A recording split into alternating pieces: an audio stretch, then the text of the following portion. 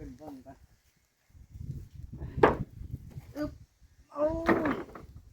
ทับบานโถว่ะนี่เนาะ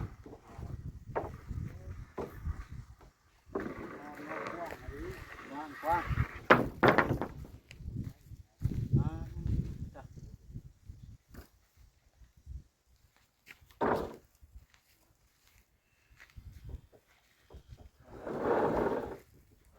ยืนนั่นกล้องปล่อยขึ้นมาเลยเอาเบิ่งใจใจ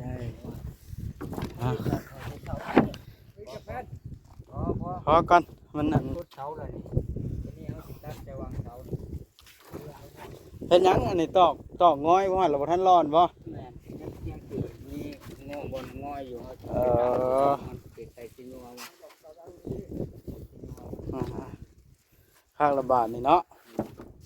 มันมีบ่ง้อยอย่างสบายมีแป้งขึ้นมา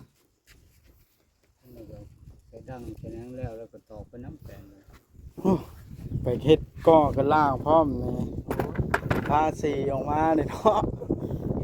งามเสาบรรลงสีงามกว่าเสาเหลี่ยมงามกว่าเสาอันนั่นอีกได้บาทนะงามกว่าเสาดินได้บาทนะคันสุดน่ะมันสิบ่สั้นโพดบ่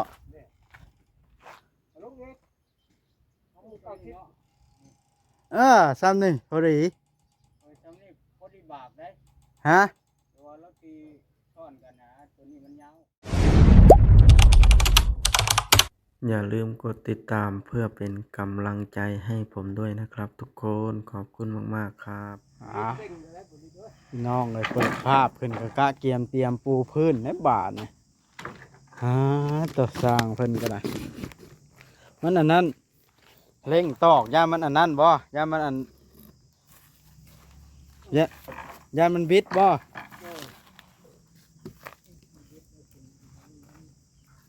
เบิ่งเงามันบิดแล้วนะเนาะเนี่ยเอาปูนเต็มไว้ให้บ่เอาปูนเต็มไว้นะ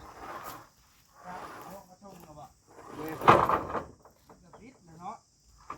บอกว่านี่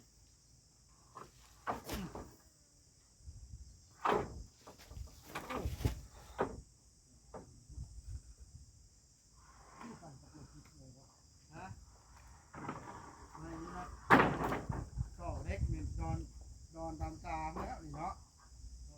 แตกขี้ได้หรือแตกแรงเลยนี่ไม่แต่ว่าไม่กล้าเลืองเนาะมันไม่กล้าเลืองเลยคักเนาะคักได้ไม่กล้าเลืองเป็นอย่างไร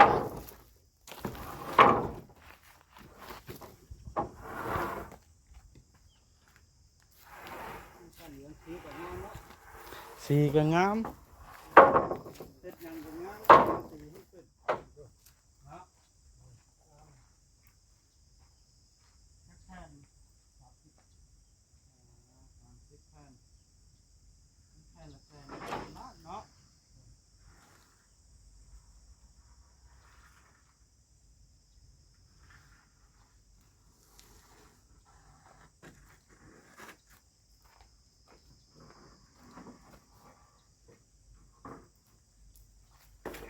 น้ำแห้งแผ่น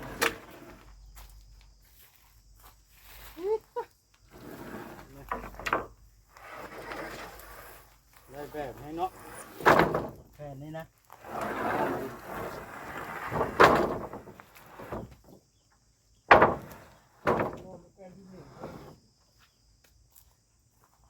พอดีสุดบ่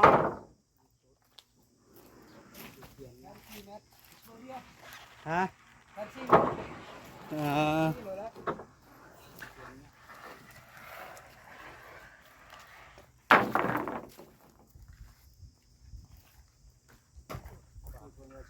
3 เมตรเอาเรือไปพันเอาบอลเนี่ยจะเรือ3 เมตรจะได้เตาด้วยกัน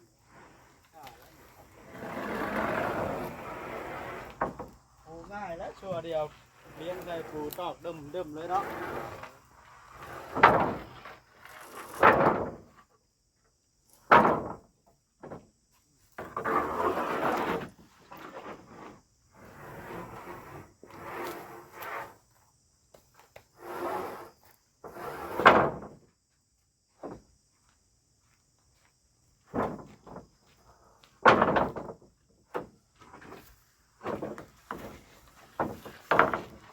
านมุงนี่แตกแต่แท้ไม้แบบนี้แตกบ่ได้แข่งเขาก็บ่จ้างคนนี้ก็เอาโฮงเลื่อยหั่นน่ะเนาะตกขาเนาะบ่แม่นตกได้โฮงเลื่อยมันเป็นแก้วแบบเลื่อยนี่เด้ปิ่นวงบ่ใหญ่ๆอ่ะนะเลื่อยวงเดือนเนาะเจ้าเลื่อยไปในเข้าเจ้าบ่เคยเห็นว่าอัน มันเป็นจานบักใหญ่ มันเป็นจานอีกได้มันเป็นแค่วงเลื่อยเป็นเขายุ่งล้างซื่อๆได้เจ้าบ่เคยเห็น แต่ราคา โยงเลื่อยนี่เนาะ เดือน15,000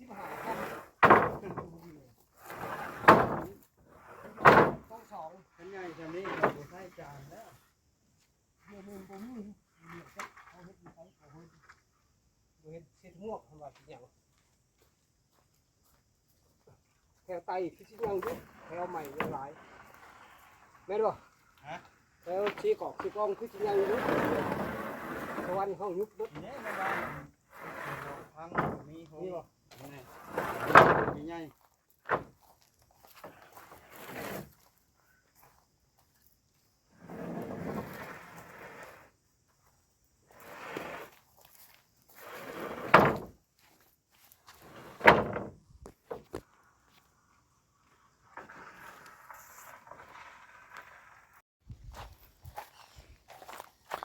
เรียบร้อยบาท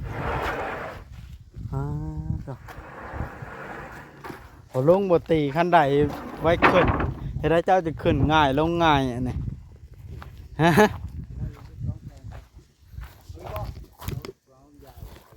ยอมได้ก่อยให้ได้ยังขึ้นได้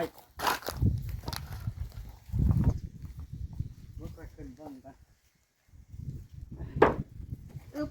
โอ้ยขับบานโอ้ว่ะนี่เนาะ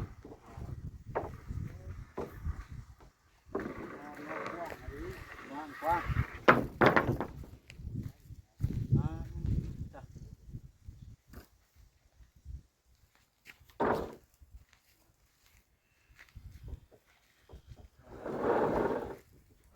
ยืนนั่นกล้องคอยดูว่านะเอาเบิ่ง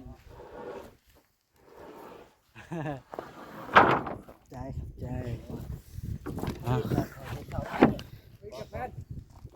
พอก่อนมันนั่น พุทธเสาเลยนี่เอาสิตัดจะวางเสา เห็นยังอันนี้ตอกง้อยเพราะว่าเราบ่ทันร้อนบ่ แม่ยังตื่นมีงอบนงอยอยู่มันติดใจกินอยู่ว่า ข้างละบาทนี่เนาะ มันบ่งอยอย่างสบายมีแป้งขึ้นมาแล้วก็ไปดังไปนั่งแล้วก็ตอกไปน้ำแป้งเลย ไปเฮ็ดก้อกันล่างพร้อมนี่ทาสีออกมานี่เนาะงามเสาบรรลงสีงามกว่าเสาเหลี่ยมงามกว่าเสาอันนั่นอีกได้บาทนะงามกว่าเสาดินได้บาทนะงามกว่าเสาเหลี่ยมอีกได้มันทาลงแสลกสีโซเนาะคัก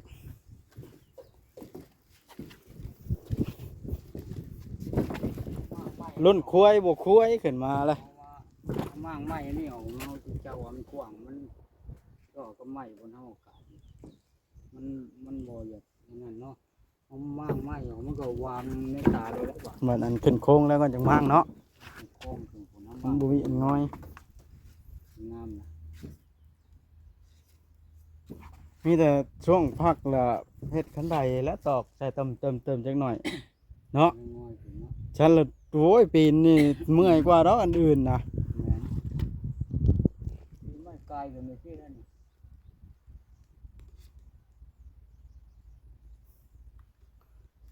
อ๋อจ้ะแดด เบิ่งเอาไม้มามึงรู้ไม้ข่อยสิแท้เอาดั้งตัวนี้สูงกันได้สิ1เปรียบนะเอาความเนียงความหยังมันมาบรรทัดแค่3คูณ ตอบได้เลยว่า เจ้าสิลองการนะบ่ แม่นเบิ่งหลายคนเลยนะเนาะ เบิ่งข่อยสิลงเบิ่งแน่เด้อ แม่น ว่าสิจำใดพอดีงามเบิ่งข่อยโดดลงก่อน เอาไว้ มันบ่มีคันใดเฮ้ย บ่รู้ว่าไม่ ไม่สิแป๊ดมันจังบ่นักนะกาดเบิ่งซื่อๆเฮ้ย 50 บิ่งนี่นะเอาไม้หยังก็ได้ไม้น้อยๆก็ได้ นี่มันบ่มีเด้นอกจากไม้18 ไม้น้อยๆเลยกินรับกินหยัง น่ะนี่เอาตัวนี้ขึ้นมาตั้งเบิ่งแล้วเอาไม้18ขึ้นมาวัดตัวอย่างเบิ่ง หัวมันเลี้ยงเปียกลงไปอยู่หลุมเลี้ยงเปียกลงไปตามขังไปสิปลูกเปียกไปก็สิดึงไปใส่คนนั้นไม้นี่ได้บ่นี่ไม้ติ้วน้อย ไม้ติ้วนี่ข่อยสิใช้อยู่นี่ ไม้ติ้วน้อยๆนี่นะโอ้ยสั่นไม่ได้ โดดลงมากัน ได้บ่แปดสิบได้บ่ได้ได้แปดสิบ โอ้ยมันเป็นแมตพุ่นนะ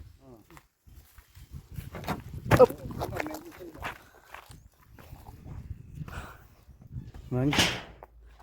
ขึ้นไปนั่งจอมมันแล้วก็ป้อนไม้ขึ้นแล้วก็กาดผู้เบิ้งอยู่ล่างมันพอดีแล้วก็บอกขีดไว้ก็พอแล้วเนาะลงแล้วก็ลงมาแท่งเอาว่ามันจักเซน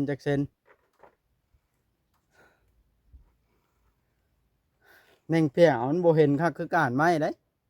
มันน้อยเนาะ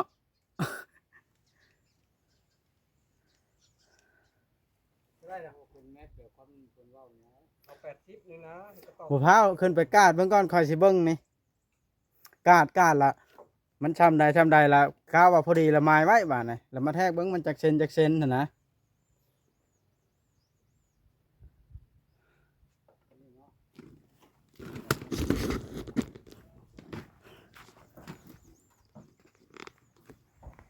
นี่จะเอาไปนี่บ่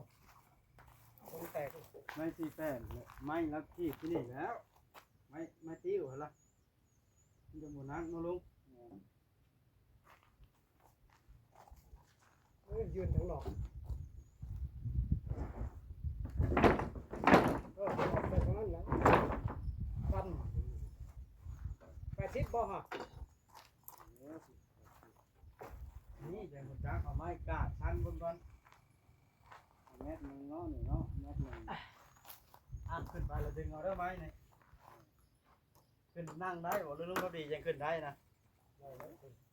สิเราขึ้นได้คือกัน โอ้2คนนะ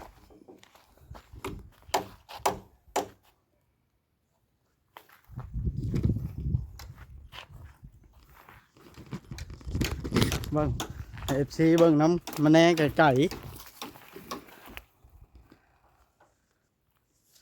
จังหิจักนะ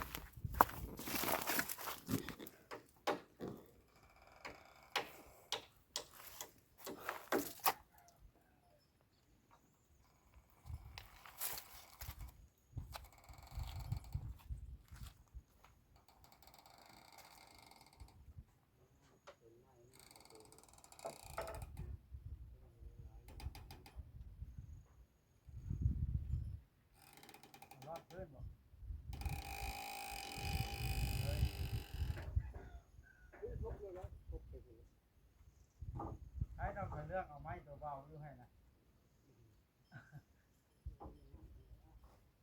ไม้เช็ดแค่มึงเด้อบ้านเนี่ยถ้าทำใดละไม้ไว้เอาอยู่ว่าแนวขีดนะ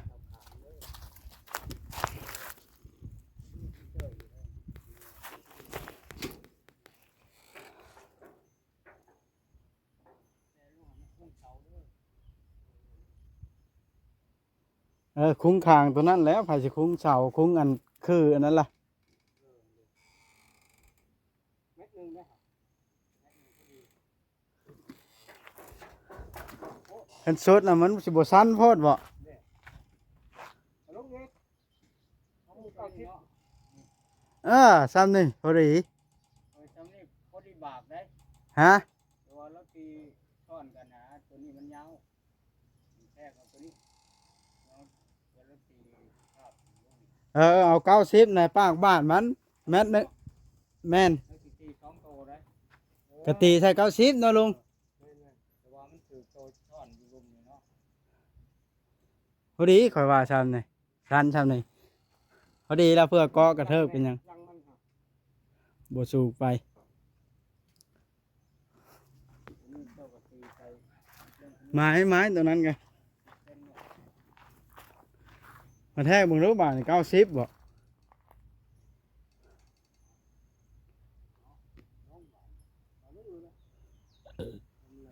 สิ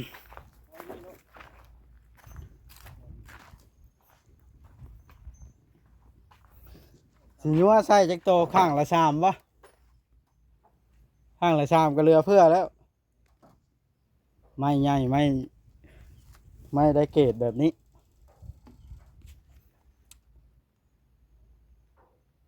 เอาตามขีดโตมันพอดีนี่เนาะ อ่า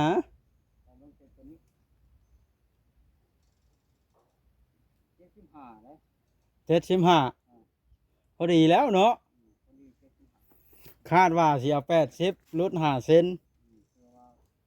เอาขีดครับใส่ตัวนี้เลยครับใส่ไม้นี่นะตอกไม้นี่นะจะเอาตัวนี้ออกบ่ไปแทกเอาเม็ดไปแล้ว สองคนหนึ่งก็สู้กันบ่ได้นี่ 75ก็เม็ดนึงเนาะเอาตัวโคกมันนี่เม็ดนึง หมอตัวนี้น่ะเฮาอยากเอายาเท่านั้นก็ได้เพราะว่าเฮาสูดเอาแต่ค่าอัน75นึงเนาะเพราะว่าเฮาจะกายลงมาก็ได้ตอกหั่นนะติดเสามันแน่นๆแล้วเอายาว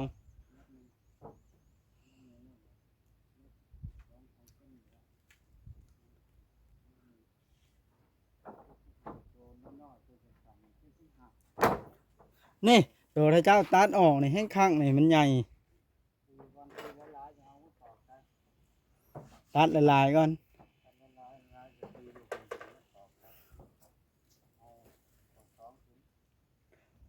เพราะว่าห้องมันน่ะมันซ้ำกันบ่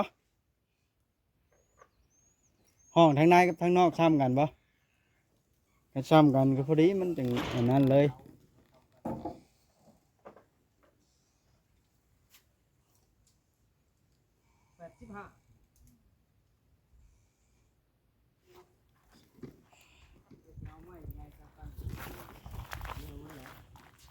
ตัดนะตัดอันละเม็ดแล้วเพื่อให้มันได้ตอกเลยกระปูได้ส่วนมันนะเอาก่ายลงมาเห็นดิ เอาไม้ใหญ่อันนั้นเอาตัวห้องกล้องเอาตัวข้างในมันเอาไม้18เนาะตัวสุดท้ายบ่ได้เป็นผักใส่นั่นเนาะเป็นผักว่ะโอ้บ่ให้ใส่เลยให้ใส่ถุงมือกันแล้วตีติดกันเลยสมมติว่ามันลื่นไม้เจ้า10เส้นก็แทกลงมา10เส้นก็10เส้นมานี่75นึงวนว่าววนไม้เฮาไปปองใส่หัวมัน75เลย75แทกตัวเม็ดนึงก่อน80 85เม็ดหนึ่งแล้วก็เริ่มตีโดยสันใส่แปะใช้ตัดตัวละเม็ดให้มันได้อัน3ตัวเนาะแล้วก็ตัว75ก็ให้มันได้3ตัวให้มันตีแนบกัน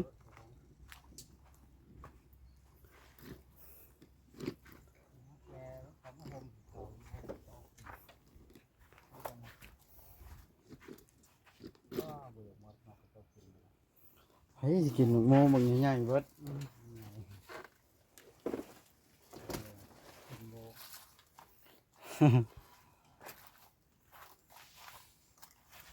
กินหมกโมอีกเด้อทางนั้นนะมันฮ้อนใช่ได้นี่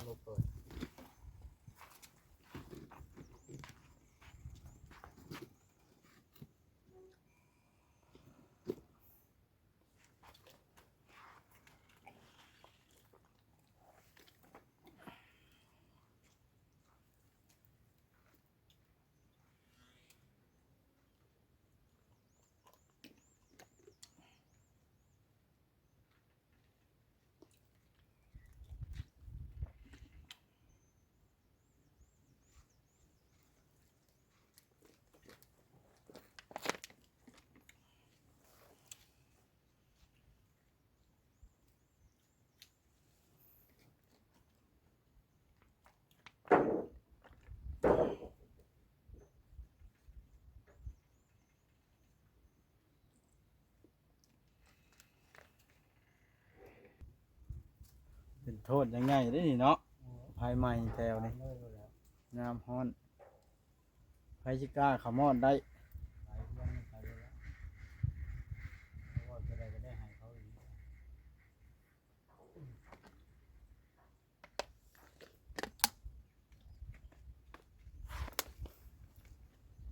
เริ่มค่อยค่ำลงแรงละลุย3ลงนาสิบ่แล้วบ่เนาะ ยังบ่ทันฮอดสงกรานต์ทำดีบ่ได้แล้วก่อนสงกรานต์สงกรานต์ยังเป็น10มื้อพอมันขึ้นซำนี้แล้วมันบ่ได้เฮิงไหนบาดในตอกใส่ซื่อๆเนาะ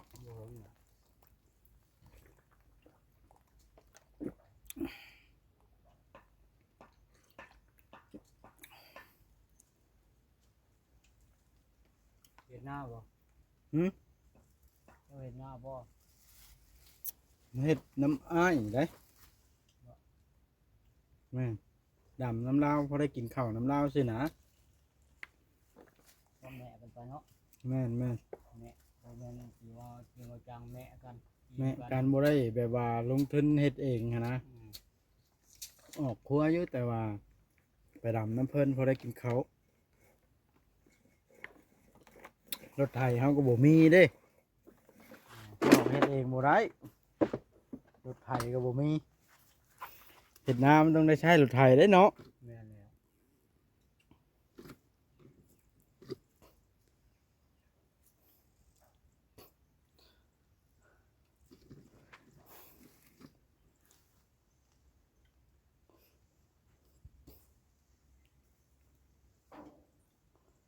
ยากน้ำอัน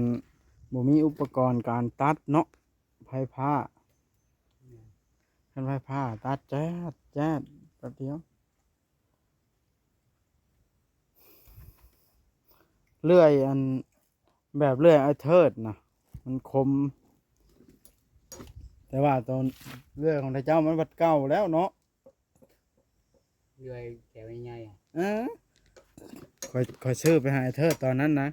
ดึงช่องชำบาทขาดปุ๊บ แม่น